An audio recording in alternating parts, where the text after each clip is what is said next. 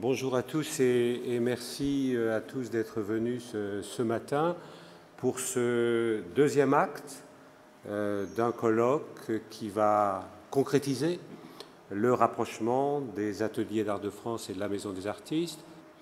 Alors cela surprend, dérange et inquiète. En réalité, c'est seulement juste. Notre voix est entendue parce qu'elle est légitime.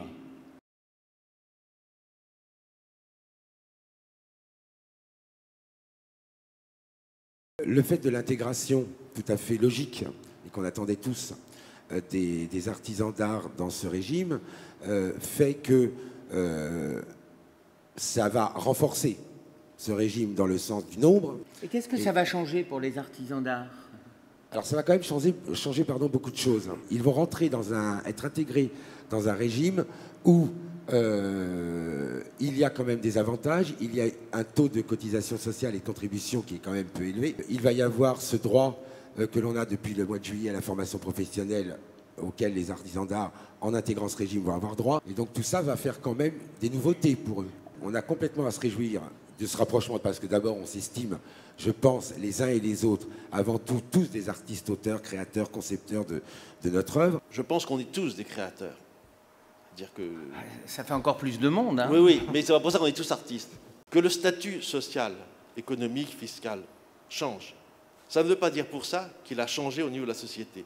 La perception qu'on a de l'artiste est toujours et encore basée sur une discrimination. Je pense qu'il est évidemment infiniment légitime que la question de la définition des critères, la question de l'identité, elle soit débattue par nous. Avant d'être confié à des spécialistes et surtout avant d'être confié, et là je te rejoins complètement, à des fonctionnaires dans des bureaux ou des gens qui ont une approche purement technicienne ou juridique mais qui sont très loin de la réalité des métiers. C'est-à-dire que la définition, elle n'est pas détenue par des fonctionnaires d'un ministère uniquement, ni même par les critiques d'art uniquement, ni même par les galeristes uniquement, ni même par les auteurs, artistes-auteurs uniquement, ni même par le public, ni même par le marché uniquement. C'est-à-dire que personne ne détient de façon univoque la définition de ce que c'est.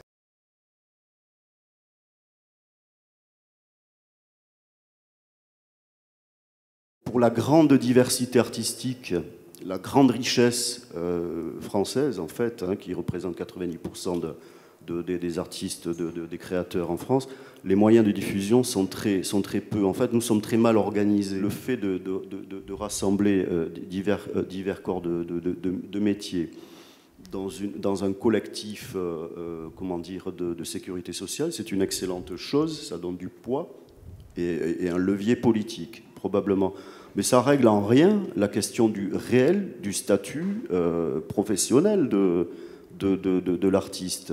Ça règle en rien les moyens qui nous seront donnés ou que l'on sera obligé de mettre en œuvre pour assurer notre survie, notre promotion, le fait de pouvoir rencontrer du public, des collectionneurs. Les artisans d'art ont besoin de vendre comme nous tous. Ça règle en rien ce problème-là. Pour beaucoup, c'est très dur. Et pour beaucoup, ce n'est pas le cas. C'est bien pour ça que nombre de nos collègues font à côté des métiers alimentaires ou parfois d'autres métiers dont ils ont aussi un engagement. J'ai 55 ans. Mon œuvre à moi, c'est bien à moi. J'ai des caractères, ça peut plaire ou pas plaire, mais c'est à moi. La réflexion, vous parlez de la réalité. De quelle réalité, monsieur? Qu'on arrête de nous accomplexer d'être artiste. Moi, je suis désolé. En ce qui me concerne, j'étais chômeur pendant très longtemps. J'étais dans la presse, un métier que j'exècre maintenant. Et puis, pendant très longtemps, j'étais, entre guillemets, salarié de Pôle emploi, voilà. Et je pense qu'on est un peu trop égocentrique dans cette profession. On a l'impression que tout le monde aime ce qu'on va faire parce qu'on aime ce qu'on fait. Enfin, je lance des provocations, mais voilà. On se trouve au creux, au centre de notre question d'artistes et probablement d'artisans aussi. C'est-à-dire la nécessité intérieure qui pousse l'artiste à vouloir créer, à vouloir faire des choses avec la matière, avec la couleur, etc. C'est-à-dire cette authenticité qui était suggérée par Tom Servit. Et puis la question commerciale, la question du statut, de la présence de l'artiste dans la société et de la diffusion de son travail. Puisqu'on parle d'argent, puisque l'économique est soulevée, Myriam Delahoux, et si on parlait d'argent tous les deux? Il faut trouver des expos, il faut trouver en effet des gens pour nous diffuser. Il faut souvent investir avant de le faire. On n'a pas souvent les moyens. On est souvent dans des moments où on ne joint pas les deux bouts. Donc moi, j'ai cette chance de pouvoir ouvrir mon atelier une fois par semaine à des élèves qui me donnent un fixe et qui me permettent souvent de régler mes factures. Vous connaissez, vous, une école où on vous apprend à vous mettre en valeur, en avant, faire des dossiers et négocier les prix, et calculer les TVA, etc. Moi, personnellement, oui, une école de commerce, mais pas une école d'art, alors que c'est une lacune énorme. J'ai fait d'école de commerce, j'avais des manques techniques, quand j'ai commencé à trifouiller le métal, le verre, etc. J'ai appris grâce aux cours du soir, j'ai appris avec les amis, les créateurs que j'ai rencontrés au fur et à mesure, et des formations, des stages, etc.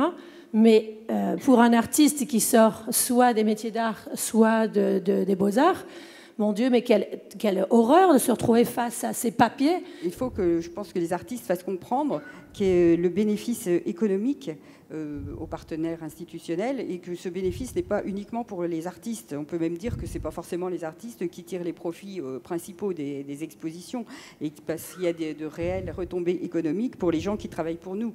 Bon, vous savez bien qu'on est obligé d'acheter des matériaux, mais il y a aussi tous les imprimeurs, les assureurs, les transporteurs, les éditeurs, etc., tous les gens qui travaillent autour et qui, eux, ont de réels intérêts à ce que ça fonctionne.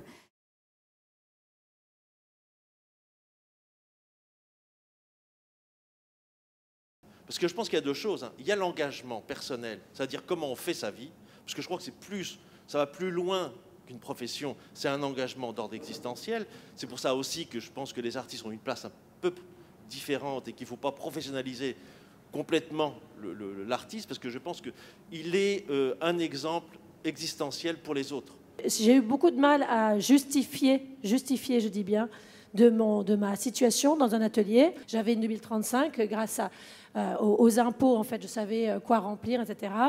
Et grâce au statut Maison des artistes, j'avais au moins un endroit, mais j'étais presque gênée. Moi, je me trouve très bien à la galerie Collection à exposer de la terre crue et à être considérée comme artiste, puisque c'est une intervention, puisqu'à la fin, il n'y a qu'un tas de boue.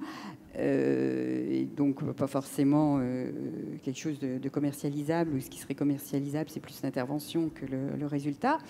Mais je me sens très bien aussi à la borne à exposer d'autres choses, puisque la règle, c'est que tout est à vendre. Je pense que ça peut être intéressant de s'interroger très concrètement sur la place qu'on occupe justement dans l'économie, c'est-à-dire la façon dont, comme Nicole le disait, on fait vivre des territoires, la manière dont on est des sources d'inspiration pour des industries, pour des pans entiers de l'industrie. Pensons à l'industrie du luxe, typiquement. Est-ce qu'on a envie d'être un modèle pour la société, c'est-à-dire suivre et être les godillots d'une économie basée soit sur l'exploitation de l'homme par l'homme, c'est-à-dire être un artisan d'art qui accepte de bosser pour les autres, soit on est dans une situation où on n'a pas envie d'être un créateur parce qu'on est chômeur, mais on n'a pas envie de suivre cette injonction-là parce qu'on n'a pas d'autre chose à nous donner. Il y a un enjeu institutionnel, symbolique, parce que en fait, la maîtrise d'un art pour un État est toujours finalement intéressant du point de vue politique. C'est-à-dire qu'à un moment donné, il va falloir se concentrer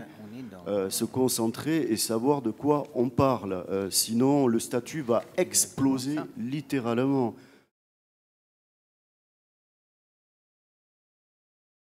Vous avez parlé de rapprochement, de convergence, d'une réunion de la famille des créateurs et de la création. Le créateur vu par deux modèles. Il y a un premier modèle qui est celui de l'assurance, et il y a un deuxième modèle qui est celui de la solidarité. Le solidarisme, c'est le don, vous parliez du don. Le modèle assurantiel, c'est le prélèvement.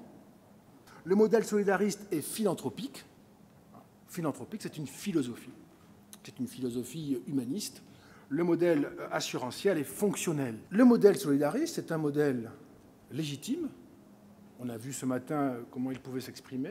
Mais c'est aussi un modèle qui est devenu nécessaire. Le mouvement associatif, le rapprochement entre la Maison des artistes et l'Atelier d'art de France, ça a été dit ce matin, puis on l'entend, puis on le sent, c'est profond, ébranle, déborde, l'ordre établi par la loi publique. Il faut définir parce qu'il faut limiter, parce que quand on a défini, eh bien, on débouche concrètement sur l'attribution de statuts, avec, là encore, des conséquences en termes de fiscalité, en termes de moyens, des conséquences pratiques, et qui vont avoir elles-mêmes toute une série de conséquences.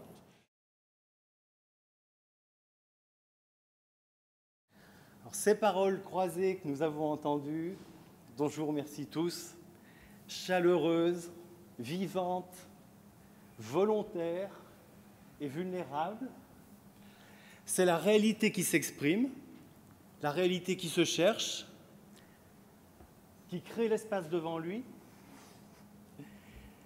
qui s'organise et qui se prend en main. Cette parole, la nôtre, ne s'arrêtera pas. Je pense que ce rapprochement entre les ateliers d'art et la Maison des artistes va dans le sens d'une rupture, c'est vrai, d'une rupture historique. On est en train de construire quelque chose de nouveau et une unité de nos métiers est en train de se bâtir. On n'a pas parlé suffisamment de solidarité et c'est ce qui nous anime aussi à la Maison des artistes. Et puis on se retrouve bientôt pour un prochain débat, un prochain colloque et que la parole continue à circuler. Merci.